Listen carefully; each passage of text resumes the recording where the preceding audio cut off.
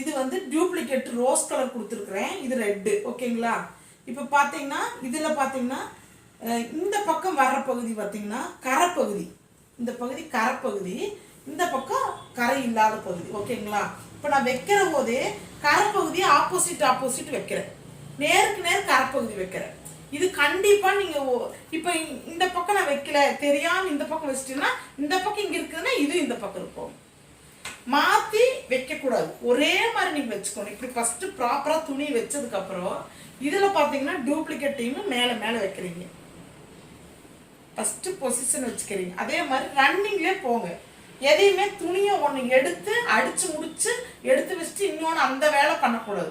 எப்பவுமே பிளவுஸில் வந்து நிறைய, அதாவது பேசிக் படிக்கிறவங்க, பிளவுஸ் படிக்கிறவங்க வந்து டெய்லரிங் ஷாப் கடைக்கு சொல்லி கொடுக்குற கடைக்கு போனால் அவங்க வந்து ஒரு சிலர் எங்கிட்ட சொன்ன சகோதரி சொல்கிறேன், இந்த தையலை பொடி தையல் வச்சுருப்பாங்க.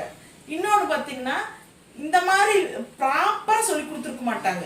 அந்த ப்ராப்பரா சொல்லி கொடுக்கலன்னு நீங்க என்ன பண்ணுவீங்க, இது ரெண்டும் தைச்சிட்டு வா போன்னு கொடுத்துட்டாங்கன்னா நீங்க என்ன பண்ணுவீங்க, ஒன்னு ஒரு டைப்பா தைப்பீங்க, இன்னொரு டைப்பா தைப்பீங்க. ரெண்டு ஜாயின் பண்ண ஒவ்வொரு வேரியேஷன் இருக்கும். அது பெரிய தப்பு வரும். ஏன்னா இந்த பட்டன் மேல இருந்து கீழே வரைக்கும் நம்ம அளவு பிளவுஸ்ல இருக்கிற அளவு தான் வரணும்.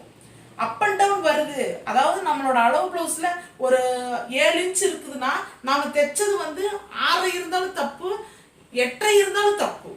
அது உங்களுக்கு உயரத்தை ஜாஸ்தி பண்ணும் கம்மி பண்ணும். அதனால அந்த தவறு செய்யக்கூடாது. அதுக்காக தான் இது கரெக்டாக வைக்க சொல்கிறேன் நான். இப்போ நான் அதை அடிக்க போகிறபோது நான் என்ன பண்ணிடுறேங்க, இது கரெக்டாக வச்சதுக்கப்புறம் இந்த ரெட் கலர் மேலே வர்ற மாதிரி வச்சு இப்போ 1/2 இன்ச்சு நம்ம எல்லாமே ஆப்போசிட் கட்டி நம்ம ஆப்போசிட்டு நீங்களே போகிற பாருங்க.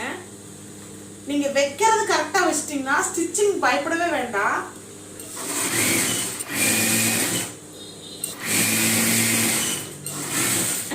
இதை நான் தைச்சாச்சு. இது தைச்சதுக்கு அப்புறம் திருப்பி எடுத்து எட்ஜ் தையல், அதாவது நம்மளோட பேசிக் கிளாஸ்ல பிளவுஸ்ல எங்கெங்க எந்தெந்த தையல் போடணும்னு ஒரு வரமுறை இருக்குது. எல்லா இடத்துலயும் ஒரே தையல் போடக்கூடாது, ஒவ்வொரு இடத்துல ஒவ்வொரு தையல் போடணும்.